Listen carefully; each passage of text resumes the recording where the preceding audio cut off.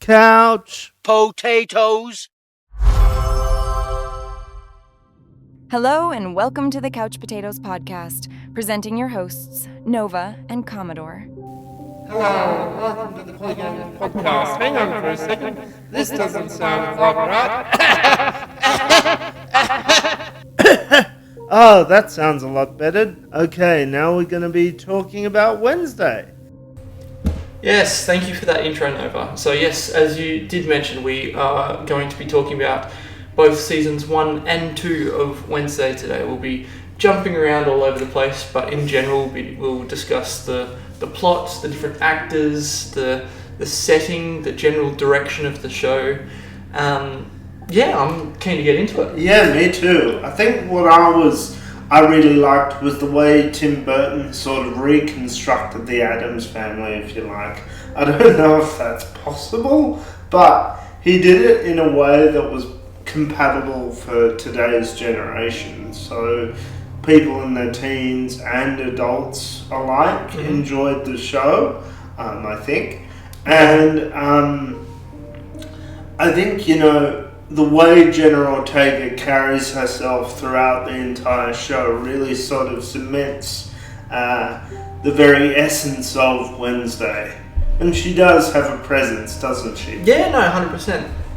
Before we move on from Tim Burton, I'm curious for how you reckon he actually went about bringing Wednesday and the other Addams family members up to modern standards. I mean, I think he did quite well.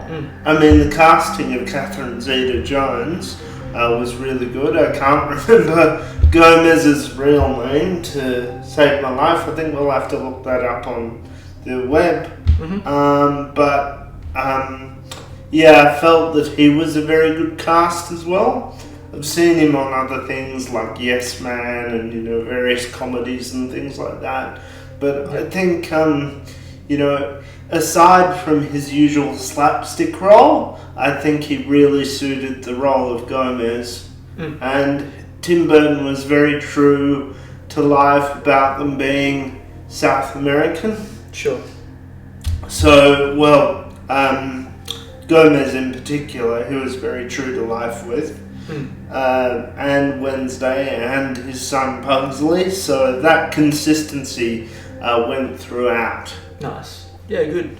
I mean, I guess for context, I didn't grow up with the Addams family. So Wednesday seasons 1 and 2 has been my only exposure to this. So I'm curious to get an understanding for what the differences are between what the older renditions of the Addams family are to this There are 2 old renditions. So there's the black and white version, and then they brought out a cartoon to accompany it.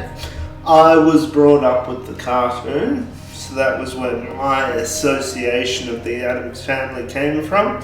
And there was also some films around the 90s which also sort of followed the slapstick kind of style of the cartoon, because that was the main popular show at the time, and that's what a lot of 90s kids associated with the Addams family. Right. Some people, I think, were brought up with the black and white.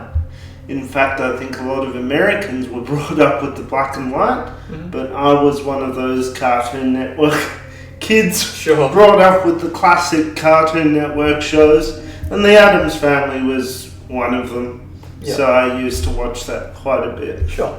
That makes sense as well, because there's about 10 years between you and I. Yeah. Exactly. I'm an old man. No. But I believe the main demographic for Wednesday has been Gen Z, which is my generation. And Gen Alpha. Yes. Maybe a crossover into Gen Alpha as well. True. So if this is the Addams family that we're growing up with, does it stay true to a lot of what you know growing up? Yeah. I mean, it's a lot less slapstick than the cartoon, which is what I was familiar with, or the black and white one, which is what my parents were familiar with. So it's poles apart, really, and later on, I'll probably watch the original Addams Family again and, sort of see the differences. But for this episode at least, I can tell you with absolute certainty that yes, they kept true to it, even though it primarily focuses on Wednesday herself and her surrounding school buddies, which weren't part of the original series cast. Yeah. I mean, the main difference, I guess, that I've heard between the original and this is because this. The main thing that hasn't changed is that Wednesday is a favourite. Yeah. So I guess it makes sense to make a series focused on her. The only difference with that comes with having to flesh out character development for a character that I don't know for certain, but this is again just what I've heard, that this character was a fan favourite because she had such limited screen time that whenever she was on screen she really popped, and it was quite that satirical angle really worked. But bringing her to the forefront, she's had to have a more layered persona and really develop over the course of the seasons. Well, I mean, she did as General Ortega with her famous grumpy cloud face, I'm going to call it a grumpy cloud face for the sake of the viewers, because our viewers might be a little bit younger. So she uses her grumpy cloud face mostly throughout the series, and in real life. She always said that her mother also had a grumpy cloud face. There you go, didn't know that. So I think that kind of was an Ortega trait, perhaps. Yeah. And it certainly served her in good stead for some of the more offbeat films she did. I think I remember her doing something very early on. It's called Hotel 666 with the Food Fighters. Food Fighters? Not Food Fighters. So yeah, I mean, she was quite young then, but no, I think she did very well in that too. And if you look up on Google, she uses the exact same face in the movie of that as well. Yeah, I think she'll just as an actor going forward, I think she'll struggle not to be typecast as this. Yeah, as a young goth type of person.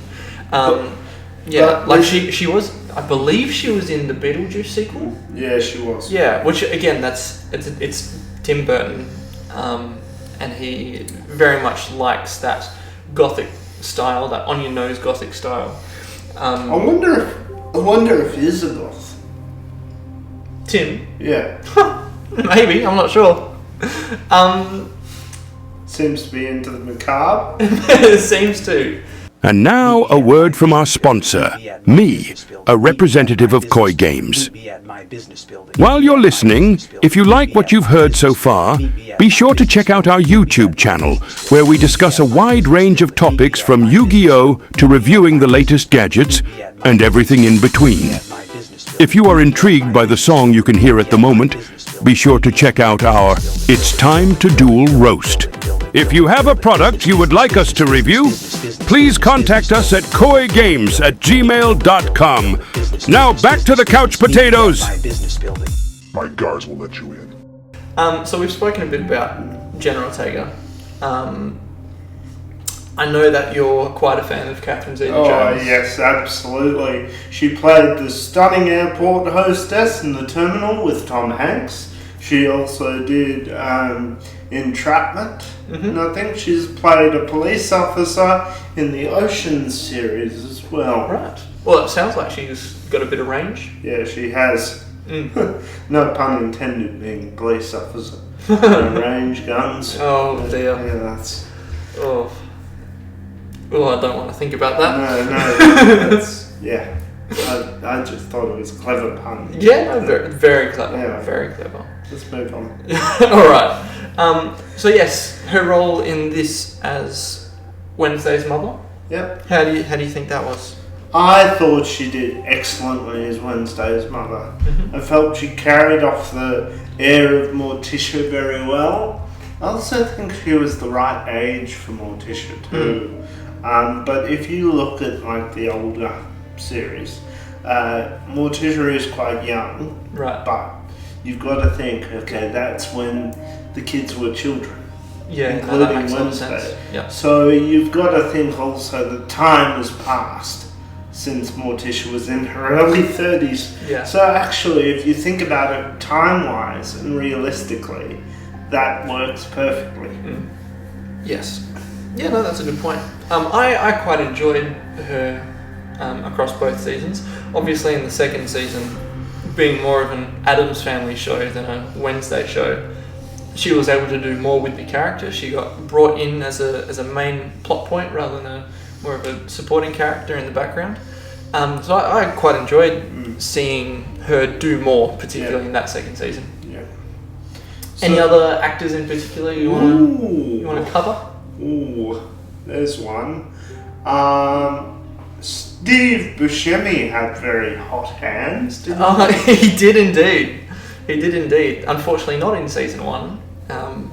But yes, I hope. Or actually, this might be a bit of a spoiler. So there's a spoiler warning for the listeners who haven't seen either season. But why would you listen to this podcast if you hadn't seen either season? He was only able to come into it because the principal was Gonski at the end of the first season. Brienne of Tarth. Yes. If you know who I'm talking about, you know. Yes. Yeah, no, she was very good in season 1. I liked the way they were able to bring her back in season 2. But again, Steve Buscemi, you enjoyed him in season 2? Yes, I enjoyed his acting ability as the sort of very ambitious principal. I guess you could say he was ambitious, as he was like the main antagonist. Yes. Oh, he wasn't the main antagonist. He was a sort of a co-antagonist, but he had no relation to the mad scientist or whatever his name was. I gotta say that is probably one of my main gripes with season 2 over season 1, is that there are 3 subplots that I mean, I understand having subplots in a series to keep it going, to get it going over that amount of time, but it had 3 major villains, and each villain had their own motive. It didn't really cross over. Yeah. It felt like they tried to jam seasons 2, 3, and 4 inside a couple of episodes per section. But this is my gripe with Netflix. It's Netflix. End of gripe. Right. Because it's they try and cram so much into one series of something because they want to rush people. I don't know. I think that's a bit harsh, because if you look at Stranger Things, like, that's been drawn out for a long time. Yeah, well. And then you also look at the latest Frankenstein movie that's come out. That's a very art house movie. That's not very. It's not rushed, basically. Okay, I'll have a watch of it. Yeah, I recommend it. Reserve my judgment. Yeah, sure. Getting back to Wednesday. Yes. What other aspects did you enjoy about it? Like from the costumes to the acting, how did you think the acting went? I thought the acting was spot on for what the show required. It had the whole show had that Hogwarts feel about it, so I think that is something that they were going for. I think it was a bit too on the nose though, because it did look like almost an American version of Hogwarts, really, except for werewolves and other magical creatures who obviously went there. So it was basically a preppy Fantastic Beasts movie. Sure. But if that type of thing is in pop culture, it makes sense to draw from that to make it feel familiar to the general audience. Absolutely. Yeah. So I thought honestly that was a pretty smart way to bring Wednesday and the Addams Family into the modern psyche, I guess, particularly after the success of Harry Potter over the number of years that was going. Speaking of Harry Potter though, don't you think it would be funny if you had like someone superimposing a crossover of Harry and Hagrid just sort of walking across the screen. Hang on, Harry, this is the wrong movie. just having Camp Jericho on the outskirts of Hogwarts. Yeah, exactly. Nice. Yeah, I think that would be cool. Camp Jericho in the Forbidden Forest. Yeah, in the Forbidden Forest. Speaking of the Camp Jericho scene, yes. I thought it was one of the most exciting parts of the show. Yeah. Well, actually, that one felt like the Percy Jackson camp. Yeah. Have you seen the Disney Plus Percy Jackson series? No. No? Oh, I've got season 2 coming out pretty soon. I quite enjoyed that one, but I don't know. It had a similar feel to it. Something I did want to highlight in general is the writing. I really enjoyed how both seasons were written. Like the quippy remarks at the end of each interaction, just to really put a full stop, put a period on the end of that. Agreed. And Wednesday's little quippy remarks for me could wilt flowers. I mean, her stares, she would probably make me feel really nervous. Yeah, I can imagine her having that effect on a lot of people. Now, let's talk about the set design. What did we think of the overall set design? Well, it was very Tim Burton, wasn't it? Yeah. You think about the Alice in Wonderland. Nightmare Before Christmas is another good example. Yeah, I mean, but that's like his Batman movies. It's literally called Gotham. Yes, Like it's prime Gothic set design for him. You look at Charlie and the Chocolate Factory. All of them have these weird, like, crooked, jagged curls, and it felt very, very much like a Tim Burton Gothic setting. Oh yeah, I would say so.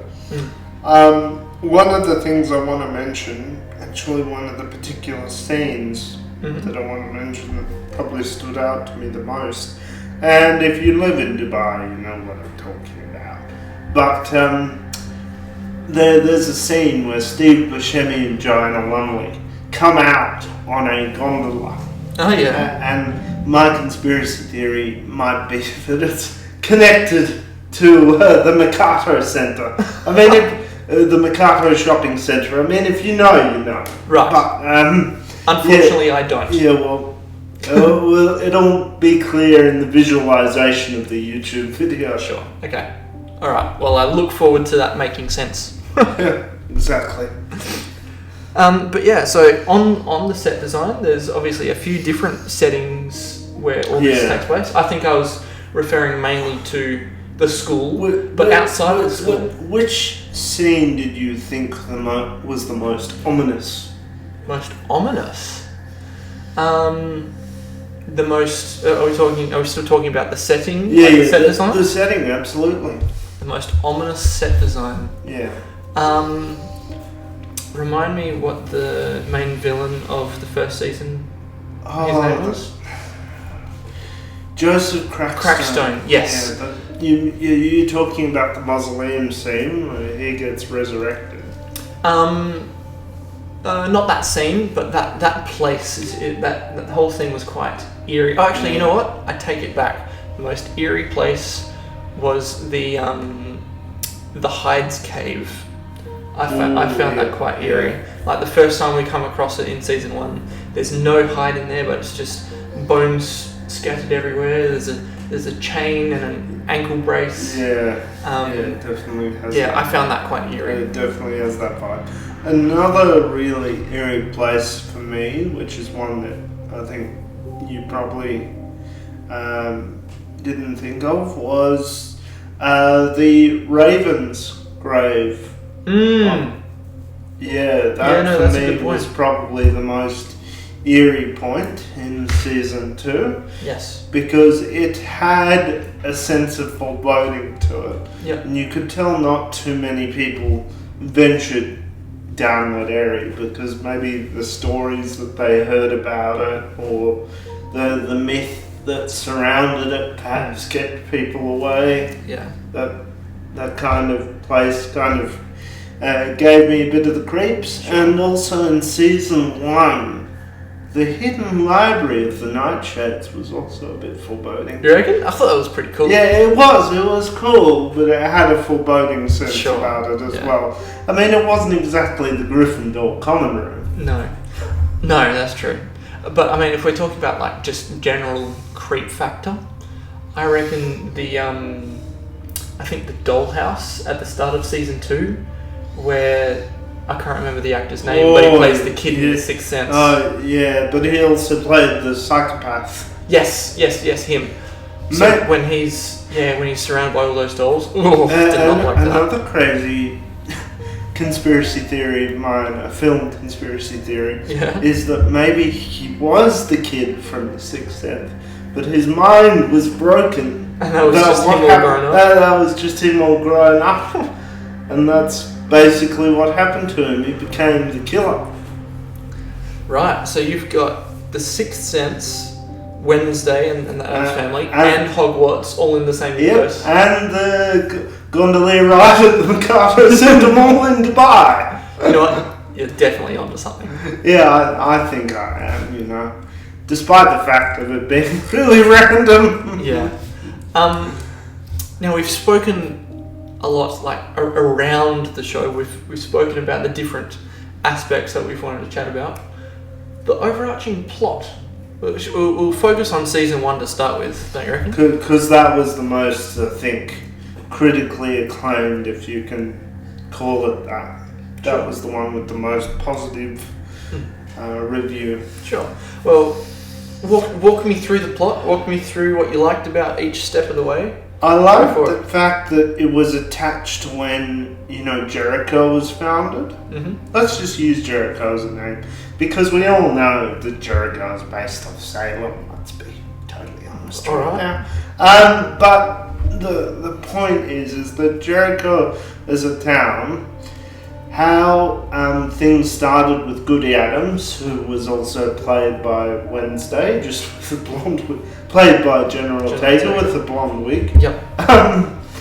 And how her story fits into all of this with the angry villagers and burning her at the stake, and then Goody's book somehow being passed down from each Adams family member throughout the centuries. Mm-hmm.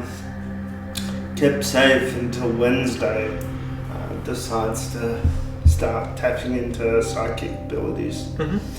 I thought that backstory was really good, mm-hmm. and how it was constructed, and how it was really the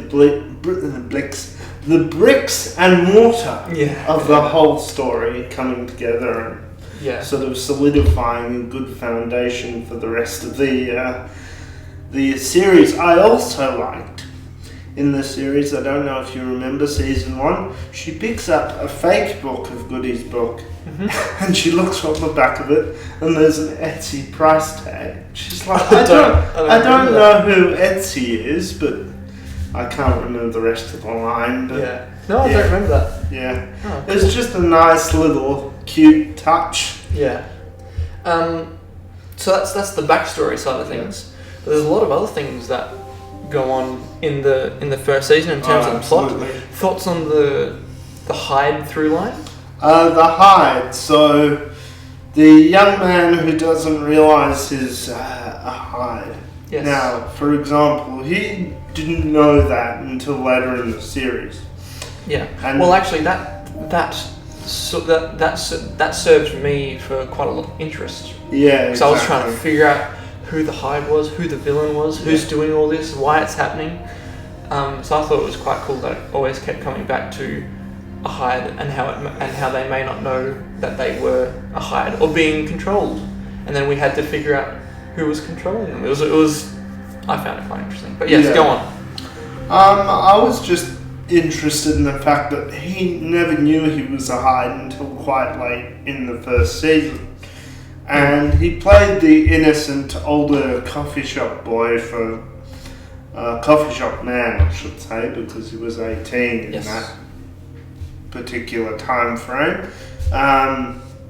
And how his dad, who was the local sheriff of Jericho, didn't or wasn't aware of this also. Maybe he could have stopped the situation. I don't know. It's an interesting theory. Just about him as a character, he plays the nice guy really well. Like, you don't really know his baddie until right up at the end. Yeah. And even then, he sort of, acts and behaves like he was the one who was wrongfully put away because of what Wednesday did. Now, in my theory, that could have ended completely differently. He could have been cast out of his hide abilities a lot earlier, and Wednesday could have helped him just the same way as she's helping Ian now in setting up for season 3. Yes, yeah. I mean, I quite appreciated that, I can't remember his name, but that actor's range to be able to be such quite a nice guy, and I mean, he was the love interest. There was an interesting love triangle going on in season 1. And then to be in that mental asylum, chained up, shirt off, and get really aggressive through the chains. Yes. I thought that was some really good it's some range. great Silence of the Lambs inspiration. Yeah, I guess so. You mentioned Enid. Yeah, we haven't spoken about Enid. Yes, the peppy, full of sugar juice, frappuccino, over-sweetened girl Enid. Yeah, the one who would drink the rainbow. Yeah, drink the rainbow. Don't taste the rainbow, drink the rainbow. Yeah. She could drink a whole, thing of milkshake Skittles and still be okay. That girl, she needs mental help. No, that's me. No, she's actually a very nice person. I liked Enid as a character. I could see getting on really well with her as a friend. Yep. I don't think if I was 16 years old, I would touch her with a 10-foot barge pole in terms of dating. Right. I would probably prefer to go out with Wednesday, to be fairly honest with you. Right. But I mean, I think just in the series, she served as quite a good foil to Wednesday. Yeah, she was a good foil. She definitely wrapped up that dark little... it was just a good counterpoint. Yeah, it was. It was a very obvious line in the sand, like in the room with the black side of the window and then the rainbow side of the stained glass. Yes, that is a very important point in the story. And for those who haven't seen it, it is actually one of the cool points in the entire series. Yes, 100%. The thing. We're going to be talking about Thing for a second here. I absolutely love Thing. Yeah. In the cartoon as well as in Wednesday, he was great. He's always been the sort of plucky comic relief of the series. Him and Uncle Fester. We'll get to Mr. Fester in a moment. Sure. In a moment. Because one thing I want to talk about, which is ahead a little bit, is the original actor who played Fester in the 90s movie also played the science teacher in season 2. Oh, there you go. Yeah. I didn't know that. Yeah, right. But yeah, just on Thing. Yeah. Let's talk about the Thing. I mean, not knowing anything about Addams Family or Wednesday, I knew of Cousin It, I knew of Thing. We haven't seen Cousin It yet. No. I think it's going to be in season 3. Yeah. But yeah, I knew of Thing, but I didn't. I was just amazed with how much heart and soul a hand could have. It's like that character felt like Groot in Guardians of the Galaxy. 100%. But absolute heart it was and soul. the silent Groot. Yes. But the heart and soul of that show would do anything for his friends, his family, and I just thought that was really cool. Yeah. Anytime that Thing was in peril, I wasn't okay. He was everything to the family, wasn't he? Yeah, he was. He was everything to his family. His family was everything to him, and then Enid came into that as well, and then they became good buddies. Yeah, good old Enid. Yeah, so that was really cute. I thought that was really cool. But yes, in general, season 1, I thoroughly enjoyed it. Yeah, I loved the mystery of it. Me too. The Scooby-Doo. Yes, I was just about to say, I could see the Scooby-Doo gang, walking through the series. Yeah, add Shaggy. Scooby-Doo to the universe. Why Yeah, not? exactly. Get Shaggy back and Scooby and Scrappy. No one really liked Scrappy in the movie series because he was a bad guy. He was. But in the cartoon, he was a goodie. Yep. Yeah, no, but yeah, so that whole that feel of season 1 was nostalgic in that sense, because then it also reminded me of Percy Jackson, it reminded me of Harry Potter, but then also bringing that into to the modern audience, it was just a really nice. It was quite a comfort show, quite a comfort season. Yeah. But then season 2, I know we mentioned it before, it just felt really rushed, and a lot of elements were thrown at the wall, just trying to see what sticks. I just don't think much stuck. I think this is just my theory. I think that because the actors themselves are a quite different caliber now to what they were when they started Wednesday. I mean, General Ortega was pretty much an unknown. She had guest appeared in a few TV shows before that. Sure. I think she was the younger sister in You. She played the younger sister in You, where the psychopath ends up moving to Los Angeles, and then he takes up room in this really sort of cheap, rundown apartment that's run by her older sister, and then she and the psychopath ends up becoming really good friends. Anyway, long story short, I'm digressing here, but Sure. that was one of her earlier appearances. I think before she did the first season of Wednesday or something. So she, on top of Hotel 666, she has had a bit of experience acting. I think we need to look into it more if we want to look. But yeah, you were just talking in general about the caliber of actors in season 1 versus season 2. So I think they've changed a lot now. I think they've certainly become more expensive in terms of actors now, considering Jenna's been in a few movies. I know that Emma Myers, she has taken a bit of a step back from acting, unless that's just a rumour. Has she? But, I don't think so. She was in the Minecraft movie. She was. I'm digressing again, but this really confused me. This 20-year-old sister being a mother to an almost 12-year-old, or an older sister taking on the role of a mother. I guess that kind of confused me a little bit. She could have just stayed as the sister, to be honest with you. I mean, I haven't seen Minecraft movie, but I could imagine that change, that difference is a result of being that age in real life, but then playing, like, going into the world as someone else. Yeah. I'm relating it to the newer Jumanji movies. Oh yeah, exactly. Yeah. Ruby Roundhouse. Yeah. Never mind. Okay, getting back to Wednesday. Yes. Because we've gone a little bit far afield. What did you think about the scene, where they were doing the second major dance? Because we had the Wednesday dance. Yes, the one that went viral. It was all over TikTok and Instagram. And then I think they tried to do it again with the new dance with Enid and the Invisible Girl. Yes. Yep. I think the only trouble with that is that part of what was so cool about the first dance is that it could be recreated. Yeah. But the second one, you could recreate it to an extent, but any time that the Invisible Girl went invisible, you obviously can't recreate that in real life. So I think part of the success of the Wednesday dance from season 1 was it was new, it was fresh, all of that.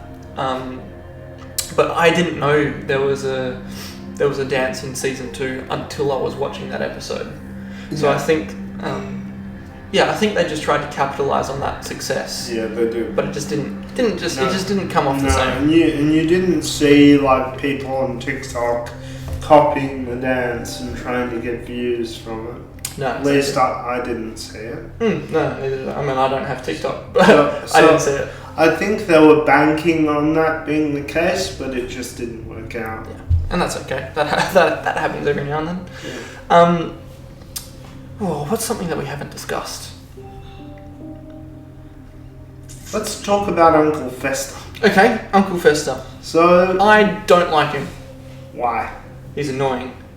I don't really have much more than that. I like that he is only in the show for small spurts, just to add some weird and crazy energy. But I feel his voice and most of who he is, I just find annoying. I feel like in season 3 though he'll play more of a part because he's actually traveling with Wednesday. Yeah. I actually really liked him. Yeah? And I related to him on sort of a personal level, being an uncle as well. Right, I thought you were going to say you relate to him because you like being annoying. Oh, them's fighting words. No, I relate to him because I'm an uncle as well. Yeah. And my sister has said on numerous occasions that I could easily do a Uncle Fester cosplay for Halloween. Yes. No, to be honest, I think you would make a very good Uncle Fester. After me just stating my opinion on him, take that as you like, but I think you'd be able to play the character very well. Yeah, and what did you think of Gomez? Gomez? I found him... obviously he had far more to do in season 2, so I found him... I didn't really think of him in season 1, but season 2, I really liked when it was shown to us why he doesn't have powers. Yep. That's when I really empathized with him, and I saw him as a... before that I just saw him as this father figure loved up by his wife, or really, very cutesy in that type of way. But I saw a lot more gravitas to his character after that reveal, because it just made me look back on the things that he had done for his family, in spite of having no powers previously. Yeah, but he did. Yeah, They were taken away from him. Yes. Which makes me think a really good idea for the whole Wednesday series, or the Wednesday series in general, is that the Netflix should do an alternate offshoot series called The Addams Family. Now, the remake of The Addams Family, I guess you could say, but done in a similar sort of Tim Burton style, starting from when he was a teenager, dealing with the issues. So it's actually backtracking and going into more detail of when Morticia Addams and Gomez were younger. So it's just looking at Morticia Addams and Gomez rather than their kids or anything else. Yeah. And also you can then look at their dynamic with their parents when they were younger. Yeah, that could be quite interesting. Yeah, I think that could be a way to extend the series, but you would need different actors for that one. No, absolutely. Completely new no-names. That's what I want to see. More raw talent in Hollywood. Yeah? Nice. More raw. Good take. Yeah. Pugsley. Thoughts on Pugsley? It was okay. He just didn't have enough gravitas. Oh, wow, you're using the words that I use. or he wasn't... He didn't have oomph. Yeah, no, I know what you mean. I was just teasing. Yes, no, I agree. He didn't have the slightly psychopathic look that the Pugsley on the cartoon had. Yeah, I don't know. I feel like he was going for it. Like he had that. He was unhinged. Crazed and unhinged in a way. Yeah, but I just didn't buy it as much. Yeah, I didn't. I bought it more in season 1. I'm not sure it really changed in season 2. Maybe because he just grew up quite a bit between the filming of seasons 1 and 2. I haven't got too much to say about him, so you can probably elaborate. Sure. No, I don't have much more to say, to be honest. I liked how small his role was in season 1. I think he served a purpose in that. But I felt like with him going to the school in season 2 was a good move. But it's very predictable. Yeah, but I don't like predictability as a criticism. No. I like it as a criticism if it's meant to be unpredictable. But I think the unpredictable nature of the first couple of seasons were in the plot, so less around the characters and the acting. Agreed. Yeah.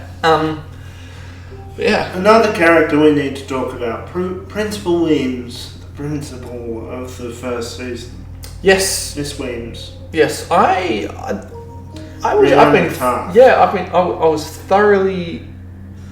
thoroughly enjoyed her performance in season 1, and then changing into more of a mentor figure in season 2. Yeah. I thought that was a really unique use of that character. I really quite enjoyed it. Well, what did you think about the Siren Girl? I don't know her name in real life, but what did you think about her as a character? And the boy with snake hair. Yeah. I think. I mean, these questions are good because they're helping me form what I really liked about season 1, and then my main criticisms of season 2. I mean, the guy with snake hair was basically Eminem if he had Medusa. Right. Okay. That's just, Slim Shady. Sure. But yeah, like season 1 I really liked because it was Wednesday, Enid and Thing, and then everyone else were background characters. Yeah. And they all served a purpose to help those 3 really come to the front and really dominate the screen. But I feel like all of these other side characters were made to become more central to the plot than they needed to be. Do you think they vied for too much attention? Like Tim Burton was saying, okay, we need to have more of you, because based off these analytics of people, this is the person who liked this character the most, this is the person who liked this character the least, X, Y, Z. Maybe not based on analytics, but yes, it definitely felt like there was, partway through the creative process, they were like, right, we need to give these characters more screen time at the front, develop their characters, flesh them out. I didn't think, like, for the good of the show, I don't think they needed to. No. I guess it's either they wanted to do too much with it, or they didn't have enough to do with it, so then they just had to flesh out these underdeveloped characters. Well, 100%. I think you hit the nail on the head right there.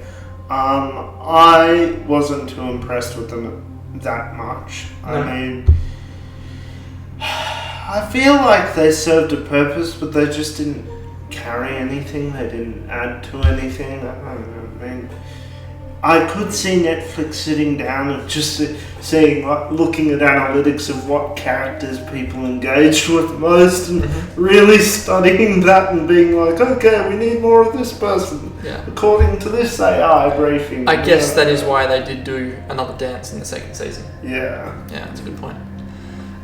Any closing thoughts? Because we are coming to the end of our time. I think the closing thought for me is that Wednesday season 2, I would happily give it probably an 8 out of 10. Really? Yeah. That's quite generous. I mean, considering like a lot of bad press has been said about it, I felt like they tied it off relatively well with Enid going off into the woods. Sure. Again, Harry Potter crossover. The haunted woods in Harry Potter, you can see a lust in there, and there goes Wednesday going, I think we took a wrong turn, and then Fester goes, I think you're right, and then suddenly ending up at Hogwarts. Right. So there's just a couple of things that I would like to talk about before we close. The fencing scenes in both season 1 and season 2, what did you think about that? I thought they were quite interesting. I mean, there were a few more than just 2, I believe, because there was the one at the start of season 1 where Wednesday bested the siren. Yeah. And then there was the one in season 2 at Camp Jericho with her mum. And then again with the siren later in season 2. That one I thought was awesome. The Which one? With her mum. I Camp just Jericho. felt like it carried so much drama, and it also brings you back to the other action films I think Catherine Zeta-Jones did, where she did some sort of fencing or combat scenes involving that, and how General Ortega actually remarked on set that she was so amazing. So I think she's a bit of an admirer of Catherine Zeta-Jones. I mean, who wouldn't be? No, that's a very good point. I certainly am. And I also know for a fact that she's Welsh. But the way they did the choreography, like the sword swishing and it must have taken hours for them to get right. No, that's a very good point. Thoughts on the other 2 sword fights? The other 2 fencing situations? They were very good, weren't they? What did you think about the other 2 fencing situations? There was the first one early in season 1. Oh, I need to rack my memory here. Yes, there was the early one in season 1. I believe it was episode 1 or 2. I thought it was a very interesting way to introduce Wednesday, to show that she's quite competent in a lot of different areas, even fencing. Like that was the vibe that I got from that. And I can't remember who won when they had a rematch in season 2. Yeah, I'm not sure.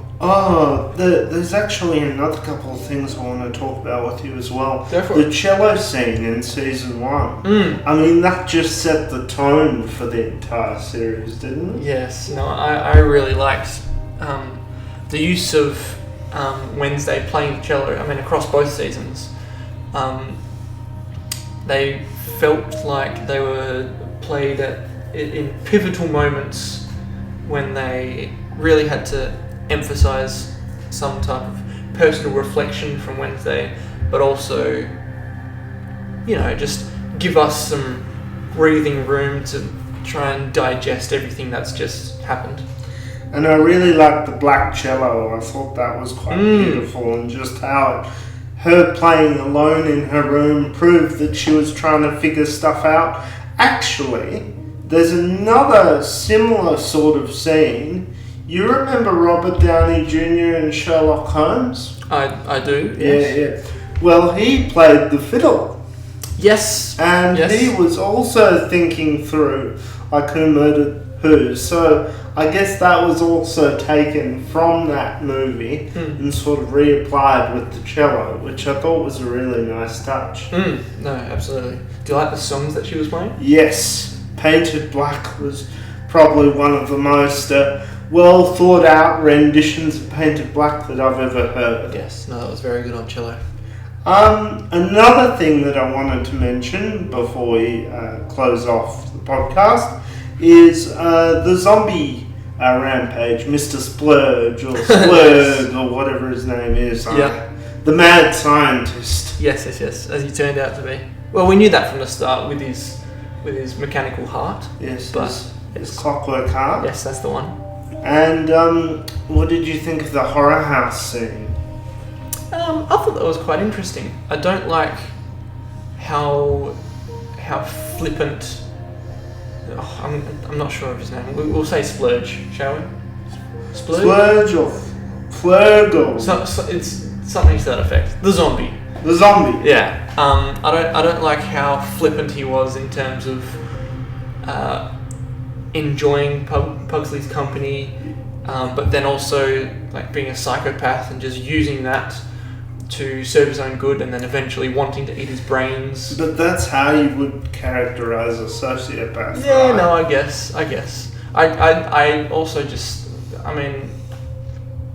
again, that's just, I guess, my main problem with season 2, where there's just so much going on.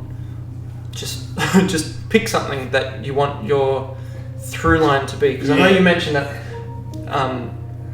the foundations and the bricks and mortar of season 1 were really, really strong. Yeah, foundation. In season 2, I felt like there was far too much mortar and not enough brick. Yeah.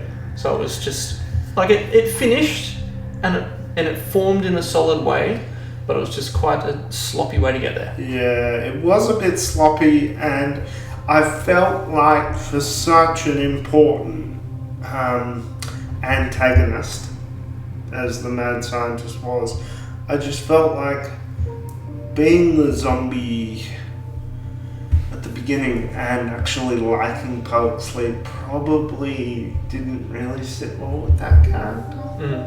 I don't know. Maybe it's just me. Sure. Anyway, we'll see what happens. Yeah, we'll see what happens in the next series going forward. And how would you rate season 1? Excellent. Yeah? 10 out of 10. 10 out of 10. 100%. I Okay. just felt like it ticked all the right buttons. No problem with me at all. Sure. I'd give I enjoyed the first season. I don't think it was groundbreaking in any sense. I thought it was good enough. So I'm going to give that probably a 6.5 out of 10. Ooh. Yeah. There we go. That's yeah. And then the second season I'll give a probably a 4.5 out of 10. Yep. Does that sound about right? Yeah, I would say so.